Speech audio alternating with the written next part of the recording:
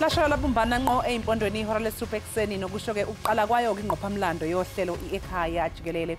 Ngithi ingqophamlando phela mbukeli ngoba yilona lodwa uhlelo lokuqala ngqa kumabonakude lapha eNingizimu Afrika ukusakaza isidlo sasekuseni ngezilimi zesiNguni. Igama lami nguNonxolwa kwaMwali uMamtshali ihlabanga lelimhlophe qwa intokazi yasondini esishamthetho sesifundazwe esidala. Angihambi ngedwa ngihamba nokholosa wakwaLubisi uMadlongothi. Molo Mamtshali. Molo Madlongothi. Masibulise mbukeli ngalentsasa umhlake weshumi elinesithathu kweyomnga kuvimba wethu ke wanamhlanje senze unako siqokelela sidibanisa uvimba wanamhlanje seke sakuphathela lamanqaku alandelayo ongathi ke ukulindele mbukeli kusekwe esinye ke isikhululo senqwelo moyo sebhiliyoni ezisixhenxe zerandi kufuphi nayo eDurbanville eKapa. Sikhululo eso ke sizawuqala ukusebenza ngonyaka ka-2027. Elinye ke lithi umongameli we-IFP uVelenkosini Hlabisa uthe liqela ngumthozimeleyo liza kuqhubeleka nophulo lalo phambi konyaka okanye phambi konyulo likazwelonke nolwamaphondo kunyaka ozayo. Kuninzi ke mbukele sikuphathele kona sicela kaloku isimo semidlalo isimo sezulu ezemidlalo dibala ntoni nanjimlo unokanyezi kaLubisi Madlongothi. Mbukeli masijonge eziphala phambili kule yure.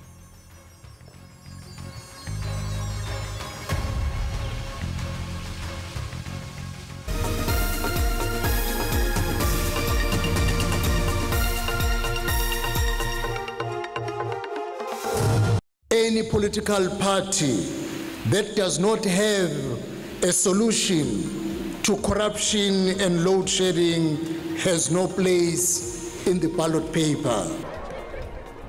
Iyaqhubeka empangeni KwaZulu-Natal ingqungquthela yenqubomgomo yeqembu iNkatha Freedom Party lengqungquthela iqale izolo. People have maximized profit at the expense of South Africans. Umbutho wolutsha we-ANC uthi awuzukuvuma umyingo ngaphansi kwama-50 ekhulwini kuluhlu lwabagqatswa abangangomalungu epalamente kunyulo jikelele lonyaka ozayo.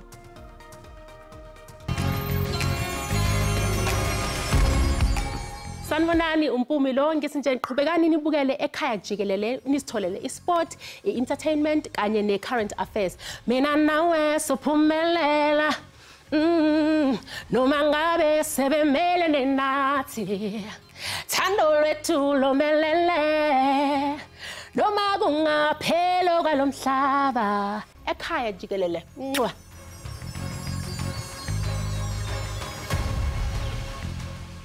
Umongameli we-IFP uVelenkosini Hlabisa uthi eliqela ngumthozimeleyo liza kuqhubela nophulo lalo phambi konyulo likazwelonke nolwamaphondo kunyaka ozayo.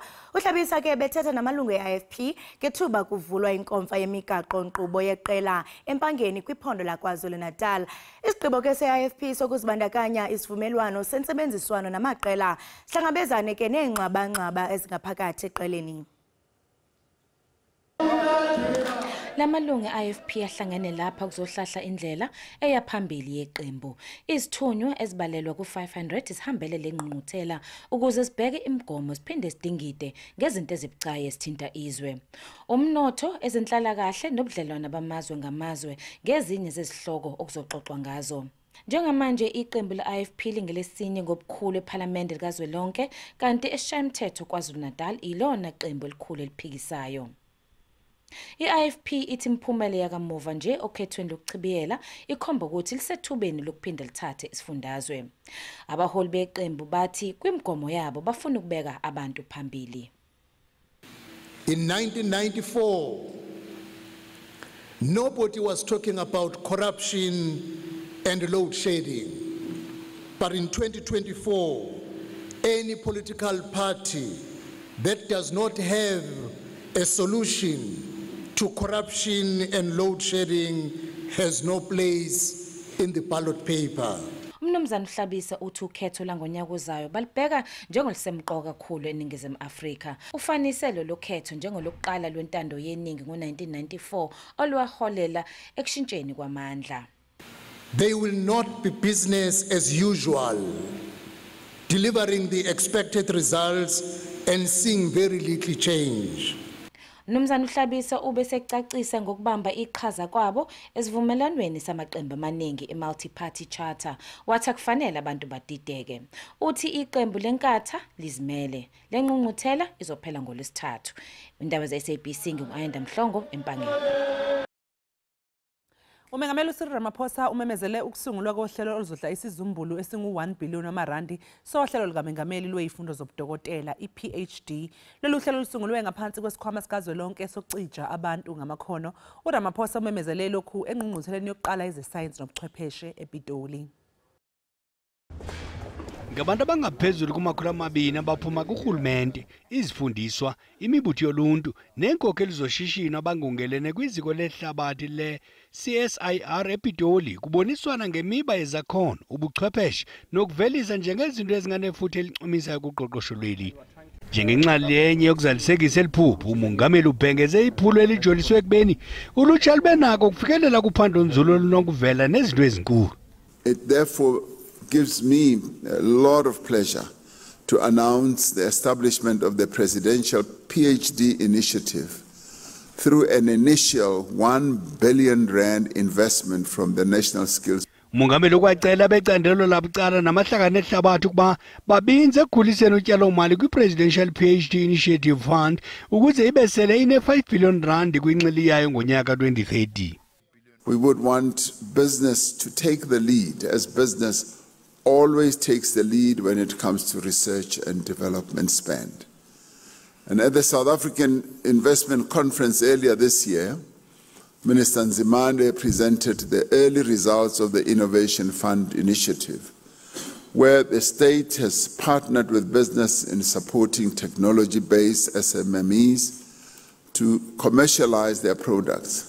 Kuthenjwa ukuba isithebe sengxoxo kwezenzululwazi ubuchwepheshe nokuvelisa imibono emitsha kuza kuza nezisombululo ezizakuqhubisana nemingeni abajongene nayo bemibili ukuqinisekisa ukuba inzululwazi zenza umehluko ekuqulunqweni kwemigaqo-nkqubo emitsha. Umbutho wolutsha we-ANC uthi awuzukuvuma umyinge ongaphansi kwama-50 ekhulwini kuluhlu labaqatswa abangangomalungu epalamente kunyulo jikelele lonyaka ozayo.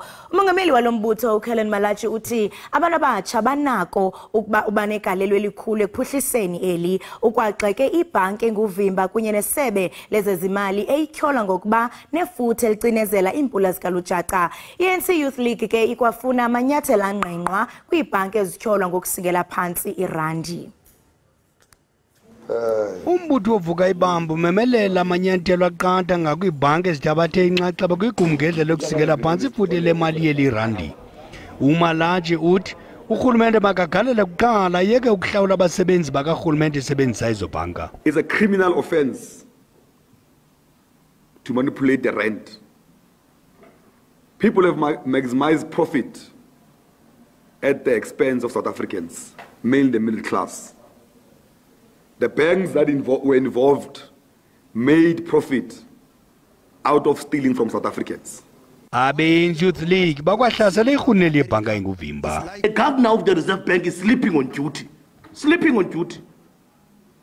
All he does is to increase interest rates when he wants to, lower inflation in the country.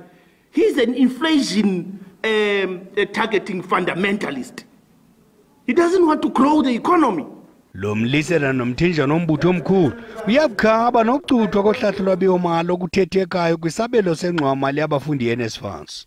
Treasury must urgently increase, not even cut, must increase the budget of NSFAS to benefit majority of South Africans. I-ANC Youth League ikwakhusele usosiba Jikelele we-ANC ufikile Mbalula ngonamnawo wecekwa namagqala e-ANC ithe iza kuzikhusela zonke iinkokheli ze-ANC kwinto ethi ziintshukumo zokuthibaza iinzame zokutshintsha impilo yabemibili. Umzuleli oneminyaka engama-35 ubulelwa mkutukana obedume ngelikaZahara ushiye iindimbane zabalandeli bomculo wakhe zidabukile ngokudlula kwakhe emhlabeni izolo. Sikhuluma nje ayaqhubeka ukungena amazwi enduduzo aqhamuke ey'nkalweni ezahlukahlukene emhlabeni ngenhloso yokududuza izihlobo nabangani kanye nabathandi bomculo wakhe.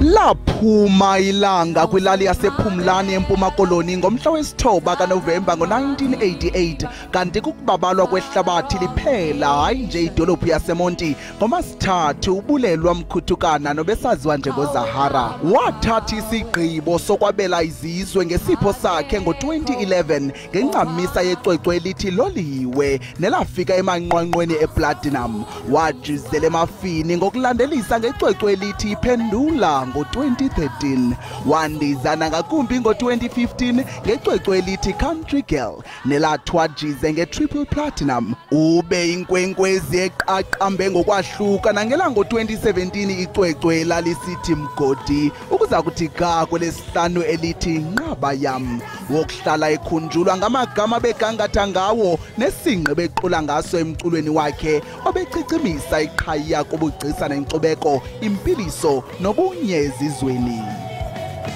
Zahara for me will be remembered as someone who chose to be herself.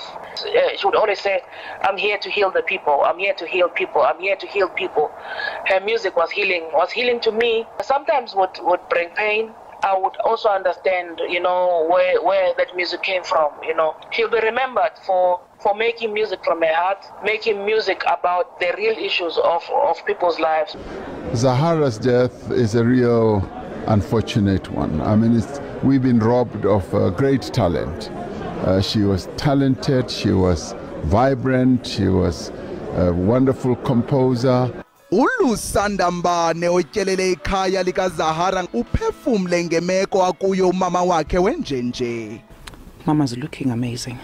I'm sure she's in pieces, but she's keeping it strong. I'm sure for everybody else who's going to walk in here, she's a picture of clear strength and wisdom, which can only come with age and having given birth to someone as big, because isizalo sakhe literally changed the universe. Ngubani na ubengayilindelanga lenzwakazi yesizwe okokuba ibuye esibhedlele ingumqabaqaba uza kuqabela amaqonga uqaqambise isingqi saseAfrika kwakhona. Usapho lukaZahara luthi luphulukene nengqaka kambe lumtyibele njengeqhawekazi ebeliyimvuzemvuze bububele intobeko nobuntu. Ukanti urhulumente waseMpuma Koloni uphose amazwi wenjenje. Ifamily mayomelele izihlobo zikaZahara kwi-industry, abantu balalali yakulo Zahara bonke nje abantu baseBuffalo City, Eastern Cape, South Africa sithi ngxe akuhlanga lungehlanga. Siyayazi xa ithe wasihlutha into ebesiyithanda ubuyisa eyakhe makwenzeke intando yakhe. uZahara uwe evuka kumahlande nyuka kwikhondo lakhe lomculo. Ngo-2014 waswelekelwa ngumninawa ukanti ngo-2021 waswelekelwa ngudadewabo omdala. Ushiya ngasemva isoka lakhe nazalwa nabo abathathu ukanti iinkcukacha ezithe vetshe ngesingcwabo sikaZahara zisiza kuvakaliswa. Esinye isikhululo senqwelo moya se7 billion randi kufuphi neDurbanville eKapa sisekwe ukuba siqalise ukusebenza ngonyaka ka-2027. Esi sibhengezo ke senziwe ziinkokheli zamacandelo abucala kwingxelo yamajelo endaba phezolo. Umseki weCape Winelands uAdele Klingenberg uthe injongo kukuba esi sikhululo iFinsa Central Airfield simelane nabakhweli abayi-2 million benqwela moya zamazwe angaphandle nezase Hlaleni. Utheke ulwakhiwo luza kuqala ngonyaka ka-2025. Siyaphuma esidala kungena esitsha nanjengoko isikolo sophapho iCape Town Flight Training Center sitshitshiswa. Endaweni yaso iza kuba sisikhululo senqwelo moya iCape Winelands. Kulindeleke kuba umyinge we-25% yabahambi abasuka ngaphandle okanye kwezinye idolophu zeli basebenzise esi sikhululo. 7 billion is the current estimate of the project. It is privately funded. It's not government funded. It is all privately funded. And the funds we will secure by way of equity and also loan funding. This is an existing airport with existing rights. So we're expanding the airport essentially. One of the runways we will refurbish, and then we will also be expanding an additional runway, the 3.5 kilometer runway. And then, yes, the terminal infrastructure essentially will be new. Izazi ngezophapho zithi umzila ophakathi kweKapa neGoli umi kwindawo yeshumi ehlabathini njengowona uxakekileyo. Isikhululo senqwelomoya esitsha siza kuncedisana nesaseKapa iCape Town International Airport ukuphungula umthwalo. Isikhululo esitsha sakuqala ukusebenza ngo-2027 emva kothethwano nabachaphazelekayo nasemva kokutyikitywa kwazo neenkqubo zolawulo. Thandiswa Mawu weendaba ze-SABC eKapa.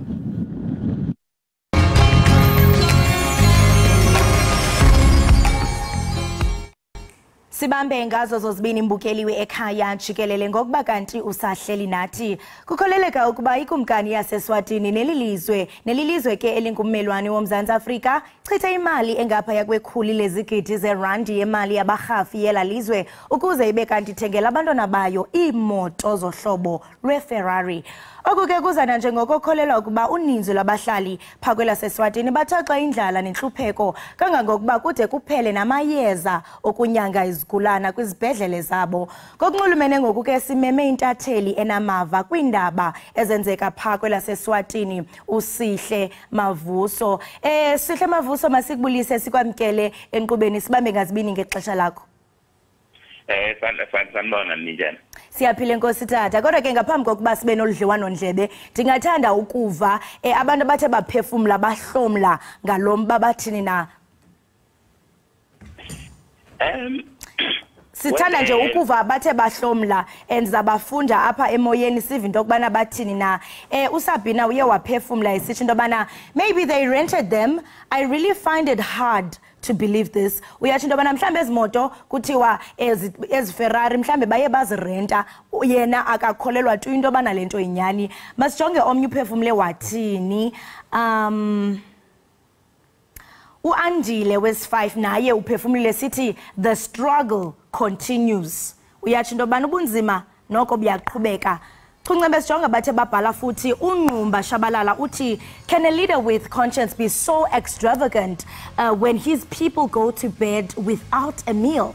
This is what will lead to people saying, is this thing necessary? Would we not be better off without it? uNqumba nayo uyaphefumla sisho into obana noko ingaba mhlambe inkokheli esizawuthi inonembeza ichithe imali ngolhlobo ekubeni abantu belala umqolo phandle belambile. Uyathi into obana ezi zinto ezibumila bunje zizawenza abantu bathi ngenene bekunyanzelekile into obana athenge imoto ezingaka. Kuncembe sijonge mbukeli omnye othe wabhala uwandile Mandle Zwane uthi the level of poverty in Swaziland. Uyathi into obana noko iqondo lwentlupheko kwelalizwe liphezulu kakhulu.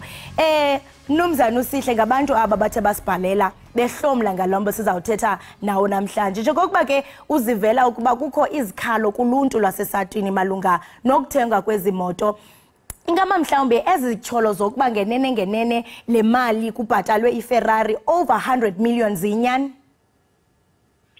Yeah, of course, sengizwile abantu bephawula abanye abakholwa ukuthi into njengalenzekile. Well, angibasoli ke ngoba I think if mawuhlala eSouth Africa, umhlala South Africa, you know ukuthi every cent of the government account for it. But in Swaziland that's not the case. King Mswati we executive monarch uthatha onke ama-decisions, imali ezoyisebenza noma kanjani ngendlela afuna ngayo. Ngiyabona nje siba abantu basathuswe 100 million othenga ama-Ferrari, which is true by the way. At some point waspenda 250 million wathenga imoto, ama-BM nama-Maybach, and then wathuthumela his entire family to a holiday in Miami in the US. So this is not new. But of course, siyazi ukuthi abantu baSouth Africa into engaziswazini noma indlela axhashazwa ngayo imali eSwazini ikumkani yakhona baqale ukwazi manje ngoba sekune-social media noma usukwazi ukubhala indaba zeswazini indlela eSouth Africa. In the past, the way imedia econtrolwa ngakhona eSwazini, we were unable to write anything about the king or the monarch or anything about indlela aspenda ngayo imali lezo. So it's true. It's no longer shocking to abantu baseSwazini. They've become used to it because they know that the king akakhweshinwa imali ezo isebenza noma kanjani. And here is another interesting point about the party lena whereby baemvelele izimoto for ingane zenkosi. Kunendawo ethiwa iJozini Big 6. Isendaweni ethiwa iLavumisa. Mangabe uyazi le ndawo ise-border se-South Africa between South Africa, Mozambique and Swaziland. Mawungena nge-border gate yaseGolela noma the nearest South African town is Pongola. MawusePongola ubuka leya ndawo. It's dry, it's very poor, but there is a resort within that poor area. Cabanga ukuthi lawo maferrari wahamba wathula endaweni enjalo whereby everyone is poor, but there is a resort and they book that resort for a week. They're partying and they unveil those cars. It tells you, it shows you how heartless and how present the Swazi king is. Ndiyakuva apho sisho into yobana ngenene ayonto intsha lena zininzi ziganeko apho siye sabona iividiyo zithe phasalala kumakhasi onxibelelwano apho abantu bekhuza besithi yo imali engaka mhlawumbe echithwa ezimotweni. Ndiyakhumbula nange-50th birthday yakhe wachitha imali engapha yako 13 million ethenga ijet. I mean kwezi ziganeko zingaka zisenzekayo and siyaqonda into yobana kuthiwa umyinge wamashumi asixhenxe ekhulwini 70% wabemi basesatwini baphile endlaleni.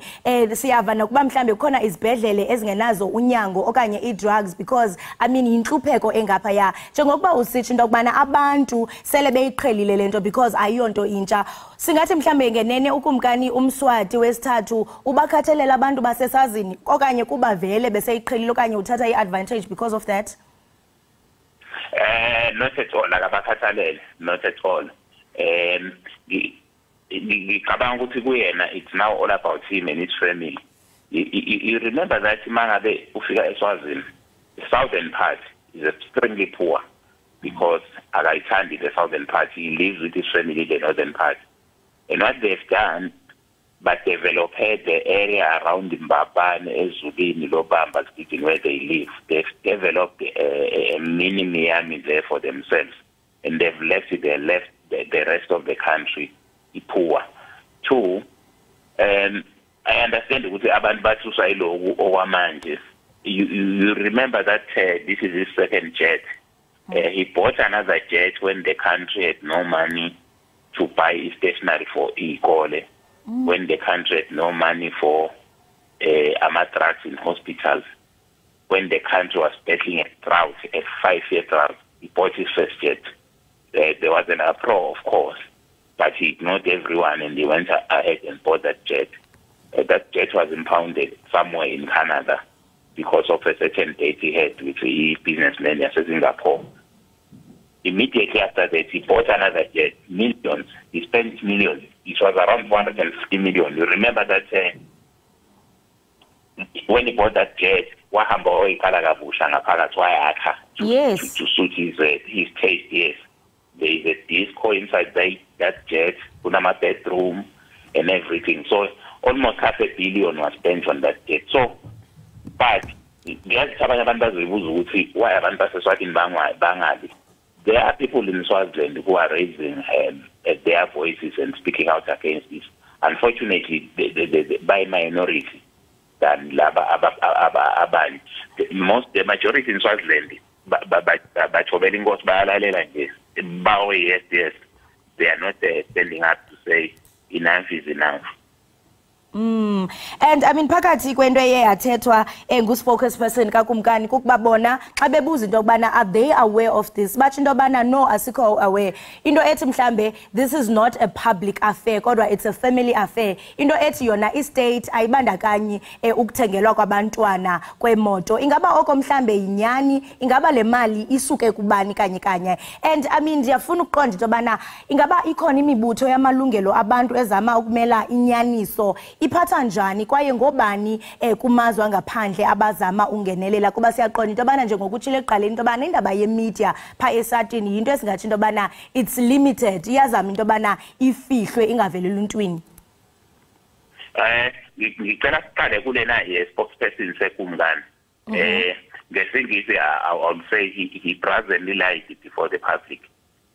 Uyazi ukuthi royal family yaseSwazini, they dip into the public fiscals at any time they wish to do so. They also get paid just for being royal family members. They also have an allocation through the Department of Home Affairs. They also have private companies, Isuga, Tibio, and so many other private companies. If you live in Durban, in South Africa, Southern Star, they always drive along the end to the Durban Harbour to pick up goods and go back to Swaziland. Those trucks are owned by King Mswati. He is also a businessman on his own. Remember that he's competing with everyone. He recently issued a decree whereby he told Abantu Guti Abaye Kutenga Mabus, he will be the only one now buying buses to transport people within Eswatini. So, Yona Njelenza ngayo is in Eswatini. Two, sibera kule issue yenhlangano zamalungelo abantu. There are organizations that are standing up against King Mswati, but unfortunately, now they are being suppressed. You remember that the space to speak up in Swaziland is very limited. Even the story about Amaferali, Atengelo Inganzake, Noma Princes, it was written by a publication that is based in South Africa and that is publishing online. Hence, they have no say about the content of that publication. And the local papers that are in Swaziland, your Times of Swaziland, your Swazi Observer, of course, the Swazi Observer is owned by DB or one of the royal companies, and they can't even publish this. The publications in Swaziland were unable to publish this story because they are censored. The only publication that was able to stand up and say, here is a story, we're going to write about it, it's called Swaziland News. It's based in Johannesburg. Essentially, there is a South African publication that is publishing Izindaba about Swaziland, and they are doing it online, and you can't do the Swazi government can't do anything about. Sure. Njengosisho into yobana zi-limited publications into yobana zikwazi ukusasaza iindaba zaseSwatini. You are confirming into yokubana i-newspaper okanye iphephandaba okanye i-publication ekwazi into yokubana isasaze yiye iSwaziland News, the based apha eSouth Africa. Njengokuba kuxhatshazwa abantu abalelwa amalungelo oluntu ekubeni umlungisi Makhanya wayo iPhudemo, kuyabonakala mbukela ingathi siqhawukene naye umnumzana uMavuso, kodwa apha ke imbuzo benisazaza into yobana kuyabonakala into yokubana kuyabonakala uba kuyaxhatshazwa abantu abazama ukulwela amalungelo abantu. Siyaqonda into yobana naye umnumzana uMakhanya wePhudemo uselibhacweni kungoku nje, and siyaqonda into yobana ngumuntu esingatsho into yokubana ingoyena mntu ebekhondema indlela mhlawumbe uMswati ebesenza ngayo, esitsho into yobana noko ubukhokheli bakhe buyabonisa into yobana abakhathalelanga abanye abantu. Uyakhumbula kaloku umbukeli kuba komnye wonyaka kwaphawula into yokubana ziimoto ezingaphaya kwe-19 ezathi ziyathengwa, umba we-private jets. Ngapha kuyabonakala into yobana isizwe siyahlupheka kakhulu. Omnye umba ke uMakhanya awawuphawulayo kukuba ngenene kuyabonakala into yokubana eli lizwe liyathanda ukuntyumpeka ematyaleni. Ingaba xa sijonga the global scale, the international market, abesazi into yokubana ngabo abanikeza ingxowamali, benikeza eli lizwe, ingaba xa bebona mhlambe kusenzeka oku bona bathini, bazaba nalo mhlambe umdla wokuba bathi bayatyelela. Kodwa ke mbukeli ke sizabe sazama into yobana siqhubeke naye usihle Mavuso, kodwa ke mbukeli kuyaphawuleka into yokubana siye nje sabana amajingiqhiwu apha omakhasi onxibelelwano okanye ke sound. Ngoko ke masike ke qhwi pha evenkileni mbukeli, siyabuya ungagungqi.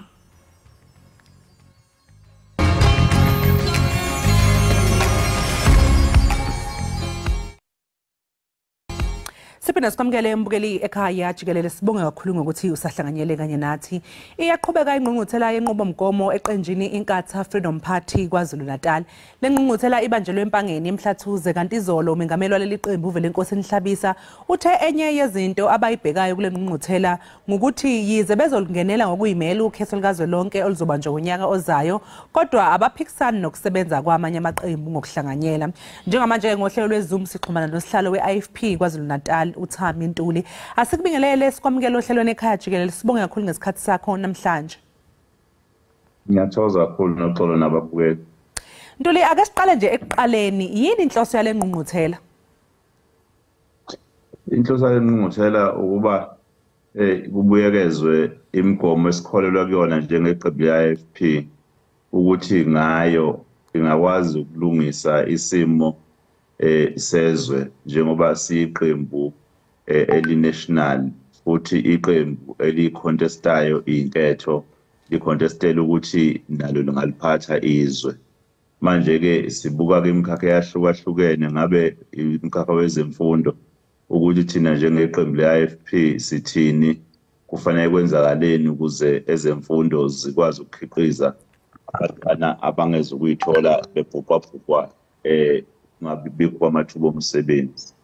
Siphinda futhi sibheke udaba lwezomnotho ukuthi umnotho wezwe uma besinika ukuba siphathe la singaphatha kanjani thina, yini thina esingayenza ehlukile engenza ukuthi umnotho walelizwe leli ukwazi ukukhiqiza amathuba omsebenzi futhi ukhule ungashoni phansi. Sibuka imikhakha eyahlukene ngabe amaphoyisa, ezokuphepha, ngabe udaba leli lwa-DSD. Sibuka nje yonke imikhakha ekhona ukuthi uma bese uhulumeni ikuphi esikholwa kukona ukuthi ikona bengalethi ixazululo enkingeni eyikhona ebhekene nezwe lakithi. Yebo Mnumzane uNtuli, ngibonile ukuthi umengameli weqembu uphawulile ukuthi iqembu elingakhulumi noma elinganawo umgomo noma elingenazo isombululo kwi-load shedding kanjalo kanye ne-corruption iqembu okungamelanga ukuthi lingene kwi-ballot paper. Ingabe nina nimephi ngalokho? Iziphi isombululo mhlawumpe eningaba nazo uma ngabe kuziwa endaweni yokucisha ngogesi? Eqinisweni sinenkolelo ukuthi isimo lesi sokucisha kagesi akusona ukuthi isimo bekufanele sibe khona, kodwa khona kufanele bekwenziwa ukuze ugesi ungacishi. Sinenkolelo ukuthi fanele sibuyiselwe-ke leso simo esimele sijwayelekile, abantu babe nogesi ngaso sonke isikhathi ngoba kunomthelela ongemuhle kwezomnotho. Sinenkolelo futhi ukuthi kufanele kwenziwe imizamo yokuthi kusetshenziswe indlela engayi ukulimaza imvelo nendlela engabizi kakhulu ngoba ugesi ubiza nje, ikhona lento ebizwa ukuthi i-cost of supply okuyiyona iy'nqumo esiyithathiwe ukuthi ma ukuhlinzeka ugesi uzohlinzekwa cishe kanjani. Lokho-ke kunomthelela ekuthenini ugesi ube kulesi ukubiza kwawo, nanodaba lokuthi kuvunyelwe abantu abakwazi ukuthi bayigenerate ugesi bayidayisele kusenza indlela ezahlukene engakwazi ukuthi lo gesi ojwayelekile kunciphe umthwalo kuwona. Sinenkolelo ukuthi abantu kufanele ugesi bawuthole ugesi uyilungelo labo okufanele babe nawo ngaso sonke isikhathi. Umengameli weqembu uphinde wanxusa-ke namalungu eqembu ukuthi aqinisekise ukuthi kule ngqungquthela kuphendulwa izidingo zabantu. Engabe nizokwenza kanjani-ke lokhu? Angazi ngoba ama-policies ethu lana noxolo akhuluma ngapho ngempela ukuthi iziphi izinto eyithinta impilo zabantu okufanele ukuthi zibe umgomo kunoma liphi iqembu elisuke lincintisana ulifisa ukuthi liphathe izwe, ngoba phela le mgomo ngeke uzuyi-implemente ngokweqembu lakho nje ungekho uhulumeni. Kufanele ube uhulumeni bese ukwazi ukuyi-implementa, kodwa noma kuthiwa awukabe uhulumeni kufanele ikulekelele ekuthenini uma kuxoxwa kuthathwe iy'nqumo ngey'mpilo zabantu imikhakha eyahlukene ube nawo umgomo othi wena umelele ngoba uyakholelwa kuwona ukuthi iwona ongakwazi ukulekelela abantu ukuthi iy'mpilo zabo zibe ngcono. Uhlabisa Ntuli uphinde wathi ukubeka phambili abantu ikhona okuzonxenxela iqembu amavoti. Engabe kuthini wena kwakuphawula kuloko?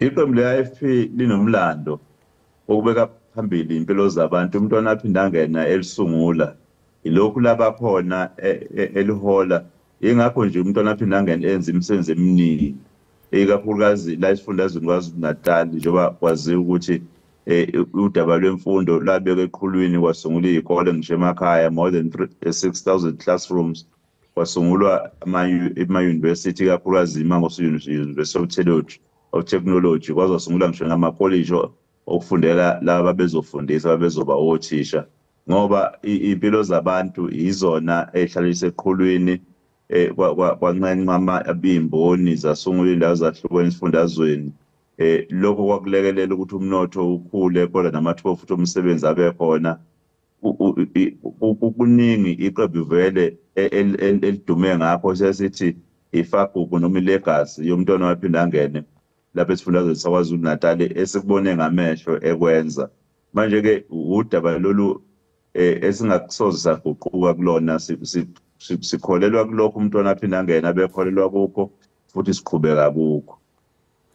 Uhlabisa uphinde wathi nizozama ukuthi ninike umphakathi ithuba nisebenzisane nawo ukuze kwawona uyitholele ixazululo ezinkingeni obhekene nazo. Engabe yini lokhu ke senikwenza manje noma mhlawumbe benivele nikwenza ngaphambilini?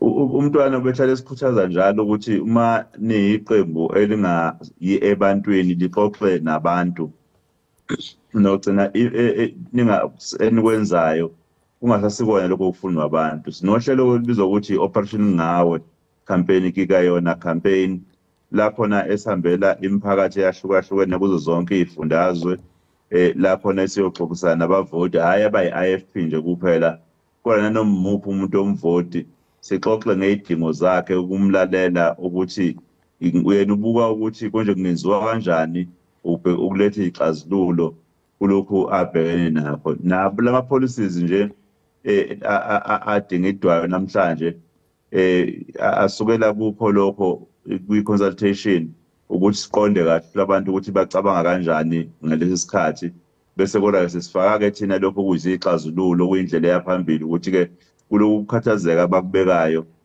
kufanele mhlawumbe kwenziwe njani ngakho. Sixhumana kakhulu nemphakathi uhlelo lukhona nje ohlelwe yimi uqobo njengohlalo we-Daily Management Committee lapho nabaholi bethu behambela izindawo ezahlukahlukene.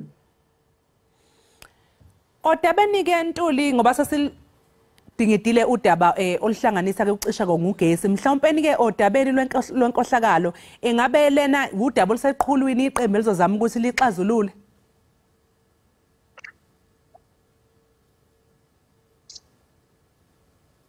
Mnumzane Ntuli ngabe sisatholana?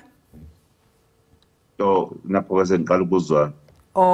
Hayi bese ngibuza ukuthi ngoba besike sathi ukuxoxa-ke ngodaba lokucisha konga ugesi uma ngabe sesingena-ke manje odabeni-ke lwenkohlakalo ingabe inkohlakalo ingezinye izinto yini iqembu elidingidayo eyiseqhulwini kanti futhi elizozama nokuyixazulula?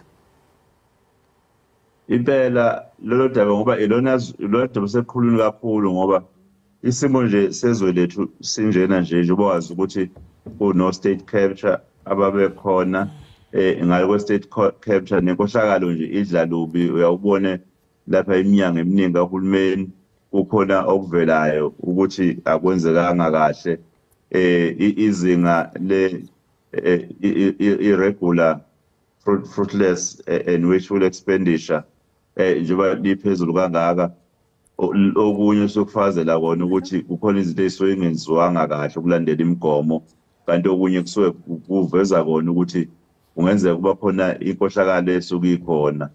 Izinga lenkohlakalo njengoba liphezulu kangaka sikhathazeke sonke ngoba siyazi ukuthi ilona elinomthelela ongemuhle ezinkingeni abantu asebebhekene nazo njengamanje nawo ugesi njengoba usunenkinga kangaka nje ubona ngathi o-Eskom bayahluleka manje ubona ngisho laba inkampani lezi kahulumeni ngathi ziyawa manje konke lokho otoshayo ukuthi kuphakathi kunodaba lenkohlakalo.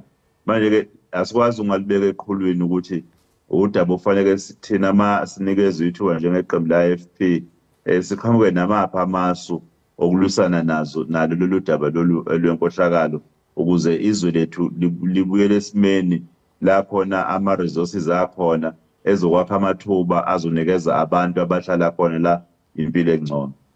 Sibonga kakhulu-ke Mnumzane Ntuli ngesikhathi sakho siphinde futhi nje-ke senihalalisele phela ngokwenza kahle laphaya kuma-Salga Games. Ngazi noxolo buye ungabusezwakala. Hayi sixolise-ke ngalokho Mnumzane Ntuli bengisho nje ukuthi sibonge kakhulu ngesikhathi sakho ngaphinde futhi nje-ke sathi sifisa ukunihalalisela kakhulu-ke ukuthi nenze kahle laphaya kuma-Salga Games. Siyathokoza kakhulu noxolo. Sibonge kakhulu. Lewo ke mbukeli bekuthama intuli owusihlalo we-IFP kwaZulu Natal. Besixoxa naye ke ngengqungquthela yeqembu eqhubekayo eMbizo Conference Center empangeni eMhlathuze kwaZulu Natal. Njengamanje ke mbukeli ke sesiyeligoqa lapho ke ihora lethu lokuqala, kodwa ngaphambi kokuthi ke siqhubekele phambili singene kwelesibili ake sithi sibone ukuthi kubi kanjani lapha kwisimo sezulu.